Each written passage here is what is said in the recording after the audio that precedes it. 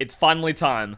I beat the game and made guides for experience, money making, competitive, Terra raids, breeding, and it all comes together for competitive Pokemon movesets.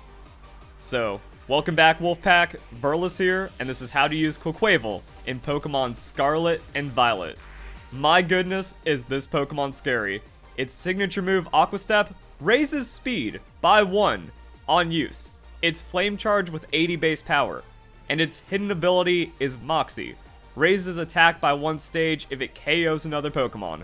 We are on some ultimate snowballing shenanigans, and it's only going to get crazier as we get into these videos. So that's why you leave a like, share with your friends, and comment your thoughts down below. Also, if you have moveset ideas for upcoming Pokemon, I need to hear them right now because it's very hard to do all the guides and then fill out decks and all the craziness. And check out the description down below or the cards to get into that playlist and see all the new Pokemon movesets as I make them, because they will be coming out. So, where to begin? Because we have all of these tools, but what does that mean for Quaquaval? We are a water fighting Pokemon. Is that good? Well, kind of, because we have a lot of weaknesses, but we have a lot of resistances. It's like, Quaquaval can just switch in onto a weakened Pokemon if it has the natural outspeed that's also insane, and then it just gets an Aqua Step and starts running away with the battle. If it's a KO because the opponent's Pokemon's at like 30% or something, now we're snowballing. Now this thing feels like a Mega or something ridiculous. But we also have a lot of weaknesses, and water fighting isn't that great. Also, just for the EVs, obvious stuff, we have a sweeper Pokemon, so we're going to go Jolly Nature. We need every bit of speed we can get, max attack, and then hope for damage. Item isn't set in stone, that's going to come down to damage calculations, but we can also look at the extra coverage, because we've only got 2 moves selected so far. So, unfortunately, Unite DB, still stuck on that. Pokemon DB hasn't updated to Generation 9 at the time of making this video. If they have, and you can check this out later, really cool. But most of the Pokemon typings are going to be the same. So, water fighting has a lot of resistances. We have grass poison Pokemon. We also have like other weird combinations with bug and stuff. Dragapult. We don't get to do anything to a dragon ghost type. So, if we add in ice, gets a little better. Slowbro just completely bodies us on the hard walling Toxapex. Yeah, these weird psychic and bug and water things. So, unfortunately, we're not going to be able to get perfect coverage unless we change up our Terra type, and then those Terra type calculations also get pretty weird. Now, we get access to Brave Bird, but recoil on a Pokemon that, like, if it gets touched by something, feels very bad, because 85-80. That's frail. Don't let the fighting fool you. This Pokemon cannot take a hit, or it can't take a very many hits. So you're good for 1, and that's where you try to like snowball. Like the idea is you take a hit, survive to like 20%, Aqua Step, then outspeed it, then KO, then Moxie, and then wild things happen. But you could also just straight up get one shot by a common super effective move, or even a very strong neutral hit. That's like what a lot of the damage calculations come down to. So at like Brave Bird, that's just going to be a self KO. We also have Ice Spinner, and that's good for coverage against like dragons and stuff. And it helps to prevent a Dragonite or Garchomp from snowballing because you just have immediate crazy amounts of damage. But now, Terastalizing comes into play. It's like, oh, if Dragonite just leads with whatever favorable Terra typing is out there, and then goes for Dragon Dance, and it might not even go into Flying or Dragon. It just goes somewhere else. And then Ice Spinner is a neutral hit. Like, now you're in trouble. So the Mind Game's also going to be pretty big, but also a very big way to counter the Quaquaval. So that's kind of as spooky as it gets. Like, Quaquaval has this run over potential, but it doesn't just run over every Pokemon in the game. There's a lot of things that can wall into it, especially something like a Toxapex. Toxapex, it's built to just survive physical hits and water type moves specifically. So, and then it can Terra. That actually makes it even spookier. So like, what do you put on Terra Quaquaval? I was thinking ground for the Toxapex, but there's still kind of no winning there. So, and again, with Terastalizing, maybe some of these damage calculations just kind of become pointless, and depending on the moveset we're going for, you want that Water Terra. You want to Terastalize into the Aqua Step, and then try to do as much damage as possible to then snowball even harder into your first Moxie, and follow up Aqua Steps to be untouchable on speed, and one-shotting everything on damage. So, Quaquaval isn't, I lead it and go 6-0 like we've seen a lot of Pokemon in the past. This is an incredible mid-game momentum Pokemon, and you have to play around win conditions. You have to see the Pokemon on the opposing team that can resist what Quaquaval's up to. You get rid of those, and you win. Now, you don't need the Aqua Jet. This could be your Terra move, but you also don't need to Terastalize. You have 5 other Pokemon on your team that could Terastalize better, maybe for tank matchups, maybe for different offensive coverage. So I just have the Aqua Jet there because that's still nasty damage. Especially if you like Terastalize into an Aqua Jet and you Choice Band, clean up something, get a Moxie on something that would have like outsped and KO'd you anyways, like a Jolteon, feels better. Or if you, I don't know, feels like something is possible there. So always good to just kind of tech in some of this. There's going to be like a lot of Endure strats. There's going to be a lot of Focus Sash strats, so you don't want to leave yourself too vulnerable. Ending the effective terrain, I guess, is alright, but mostly for Dragon-type Pokemon. It's ugly. It's messy. And when we're talking about a dynamic speed-boosting Pokemon, it only gets uglier and nastier. So, yay. Speed tiers. Where does that put us? Where do we end up? Where do we want to go? So we have an 85 neutral Pokemon. That's at plus... Well, actually, yeah, so the pluses are weird. So this is at +2. I'm kind of doing that because you need to consider something like a Scarf Garchomp. Scarf Garchomp is going to beat out your 1.5, so 85 right here. Positive Nature, just 1 speed boost. You're going to be outspeeding, you know, all of these things, but you're going to be losing to, well, Scarf, anything faster than you. 90 base speed, 100 base speed, anything that gets a +1. The +2s start getting ugly.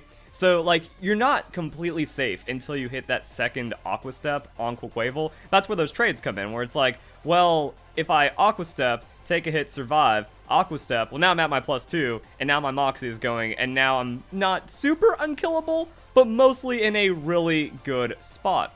Yeah, and then you can see, like, that's why I had it up here for a bit, where you want to be able to outspeed the Scarf Garchomp or something that's in, like, the 105 range, even. And if we get to that, you know, actually, that's neutral.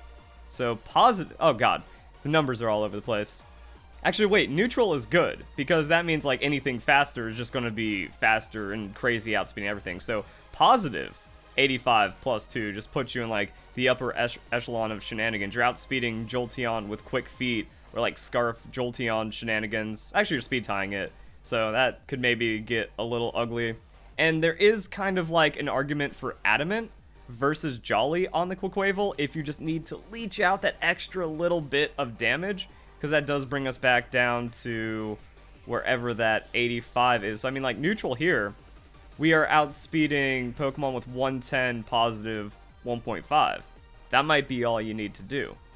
But also, if Meowscarada does Scarf, then you need to have +2 on the Jolly nature on the Quaquaval. So, it's ugly. And this also doesn't update to all the new Pokemon and all the new shenanigans that are coming in. So, it gets ugly pretty fast as to how all of this interacts. The problem is, like, this doesn't have all of the good speed tiers, and it's also calculated for level 100, and level 100 is different to level 50, but in competitive play, you're only playing flat rules level 50, so you need to use those speed tiers and not level 100 speed tiers. And then there's, like, very specific stuff. So, I mean, I'm not here to tell you the exact, like, oh, you actually want to do this Jolly, or you want to do this Adamant to cover for, like, the very niche thing that now becomes meta 3 months from now. So it's going to take, like, a little bit extra to figure it out, but overall, like, yeah, your playstyle on Quaquaval is very straightforward. There's a lot of layers and nuance to it, and even things to consider with something like the Terra Blast. Now we get into damage calculations. I have access to YouTube Analytics. This is where everyone leaves. The problem is you shouldn't be leaving. This is the most important part. You need to know what you can actually do with this moveset. Like, a lot of people, they want it to be that straightforward and easy. Like, you just press Aqua Step, everything plays itself, and then you win. It does that in 80% of scenarios, but you need to identify the 20%. That way you know when to switch or what to prep a win condition for before Quaquaval even hits the field for the first time. So, Garchomp, bulky Pokemon, very common, annoying, might be a Scarf threat as well, and we just talked about how, like, you need to get the speed into it to outspeed it on Scarf. So, our damage, actually not looking good. 120 attack, it sounds crazy, but you need the Moxie boost. You need everything else into the Pokemon. Now, this is without Choice Scarf, or not Choice Scarf, without Choice Band, so, like, you just run into a Garchomp, 40% with an Adamant nature. Now, Terastalizing, I don't see, unless I'm like super blind, I don't see the math or the buttons here. So it's just going to be 30% more damage on a same stab, which means we go to 104 power. So that pushes us to 53. And then if we're running choice band, there's still like some extra item choices you can have for that. Like all the new items are kind of crazy. So like maybe you just don't get tagged by a secondary effect with Mirror Coat, or not Mirror Coat, the Covert Cloak. You run a Lumberry so you don't get statused and then just locked out of like your complete sweep. But even then, like choice band Terra Quaquaval is not one-shotting a Garchomp. You need to actually get that first Moxie and then you're doing it. But also kind of shows like 2 shots are still really good. You know, you want to survive the hit, which you can on Outrage, and then turn back the damage while you're snowballing. Problem, Aqua Step makes contact, Garchomp has rough skin. So like rough skin is going to hurt. Since we're frail, it kind of like leads to these combos. If Garchomp is not using Outrage, you might like barely squeak out. But you already need to have a +1 from the Aqua Step because it's a Scarf Chomp. Like you get outsped, use Aqua Step, and then you get outsped again, and then you die. So, well, I mean, that's what I mean. Like a lot of these matchups start getting really weird. But you have to know the damage ranges at which you're actually able to KO a Garchomp. Like the Choice Band, that's whatever. I don't believe in Muscle Band. That's just a noob trap item. Expert Belt, not really good either. Life Orb, we talked about how you don't want any chip damage or any kind of recoil. So like Choice Band just kind of seems like, hey, I'm just Unga Bunga. I'm slamming down as much damage as possible. And hopefully that finds a cleanup at some point somewhere in the game because my other 5 Pokemon came through. But again, Quaquaval is not the easy 6-0 Pokemon. It seems like on the surface, mostly because the damage needs to amp up and the coverage isn't there. But also locking yourself in Choice Band kind of removes the coverage option, so maybe not on that. I'm just thinking, like, Solve Vest are just free, chunky stats that doesn't really do anything because you're, like, doesn't really negatively impact you because you're doing all this, but means you need that extra Moxie. You need that better setup to come in on. Citrus Berry, I think you're 2-shot even with the Citrus Berry, no matter what, so that's a big problem. It's hard to find items in some cases. Protective Pads, I've never been that much of a fan of. And it's not like you're going to be seeing Garchomp every game or you're going to be getting recoiled every game. I'm just kind of like showing you these niche scenarios that can slow down your insta-win that might be possible on the Quaquaval. There could be a lot of status tanks out there. You could also run maybe Mirror Herb. If someone's trying to like match you, or if like a tank comes in and tries to like set up a stockpile or do an Iron Defense, like at least you find some kind of stats. But then you don't have any wall breaking built in. Maybe you get rid of the Aqua Jet and you put in Swords Dance. So that way, like, you can match or be a threat to something that's trying to out-tank you or set up on your own. So, the game just got wild. Like, Pokemon Scarlet and Violet just got way too open and way too ugly. But in a good way. I think this is going to be the best competitive generation to actually, like, to just say, hey, Unga Bunga, run this, here's a good moveset idea. You actually, like, need to adapt to it, depending on, like, what's going on in the battle stadium, what's going on in the meta. If, like, oh, my Quaquaval just gets Will-O-Wisp every time, or Thunder Waved every time, then that's when the Love Berry becomes an option. Or, oh, I always lose to this, and I'm not having problems with this, then you switch around your items, and then that kind of opens it up for the Quaquaval. I want to do a little bit of extra damage calculation onto Shenanigans. So, Jolly, 100 speed EVs at +1, will outspeed the Meowscarada, your natural enemy in life, so things to kind of take into mind on how you're setting up Quaquaval, and also other movesets. You don't have to only run this. It gets access to the Bulk Up and the Roost. So there's a world where you come in on a tank Pokemon, and then you just bulk up against it and eventually win, maybe. Or like you come in on a physical attacker. No one's expecting this on the Quaquaval. So they're like, why did I only do 40%? And then it sets up a bulk up, so it's doing less damage. And then you get the Roost in there. And now you can Aqua Step at a +1 or a +2, and eventually you just get fast. So that's why I was also thinking about the Jolly nature, depending on how like that goes, where if you put in just the right amount on a moveset like this, that's still bulky enough against physical attackers. That gives you like some really interesting speed tiers and outspeeds, especially if you're just setting up naturally on a slower Pokemon, and then you Aqua Step into it, you bulk up, and you're just a threat. Brick Break for tech and utility, close combat to ruin the stats you've just lost. Maybe it's fine, because like if you're at +2 Aqua Step, now it doesn't matter. Because now you just close combat, and then you're Moxieing, and then you're getting more damage and stats. So now you're too fast to be touched, and you're at a +3. Maybe there's also another weird world where it's like, oh, but you need this little bit of extra damage to hit some of the specific damage ranges or something. And then, like, EVs get really weird at level 50 if you're trying to quad it, so yay. Numbers and shenanigans of, like, an optimized Quaquaval. This is where Lumberry is an idea. They waste a turn on status, you get a free bulk up. Citrus Berry to kind of bulk up into that extra roost. Boom, 75% health. Now you're also just plussing super hard. And there's also Mirror Herb again. I think Mirror Herb is going to be, like, super interesting tech, where if you're trying to set up and then your opponent's setting up and you just come out a turn ahead off of stealing their setup, that's also really nasty. But I think this is one of those things where, like, the tools are there. That, you know, bulk up roost, bulk up plus sustain, pretty nice.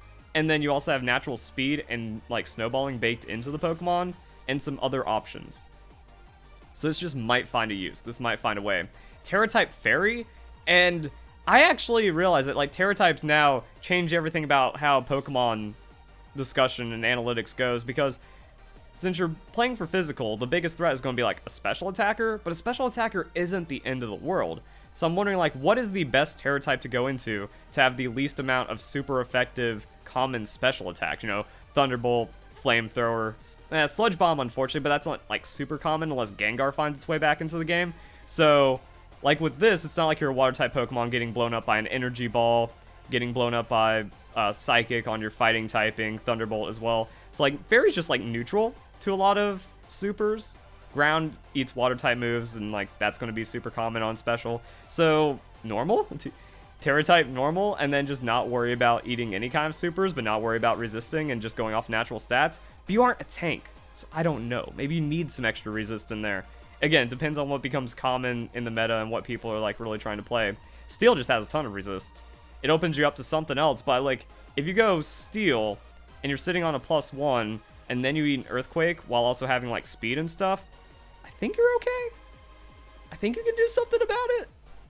So, yeah, like, that's where things get wild, and then I don't have any other ideas. Like, you can go physical tank, set up Quaquaval, anti-tank, anti-bruiser, anti-bulk, or you just try to win in some creative way where you just one-shot it. The thing about Quaquaval is that it's a very good Pokemon to just slap in. I don't think you should build a team around Quaquaval. I think you add in Quaquaval if your team needs just an on-demand sweeper. I compare it to Greninja. I never considered Greninja, like, super broken, really, ever, but it was a really good Pokemon to just put on team. If you need a fast, special attack, wide coverage Pokemon, it's got you, bro. Now, people that play Smogon are just bad at the game, and their rule sets are just lame and for babies, so it's not like, oh, but it's banned Pokemon. No. It never had any banned amount of power, or bannable amount of power, but it was still one of those things that, like, yeah, play the official rules, ignore the Smogon garbage, and then just try to run some pretty strong Pokemon, and we'll see how it goes. So if you guys enjoyed the video, hope you all have a nice day. Thank you very much for watching.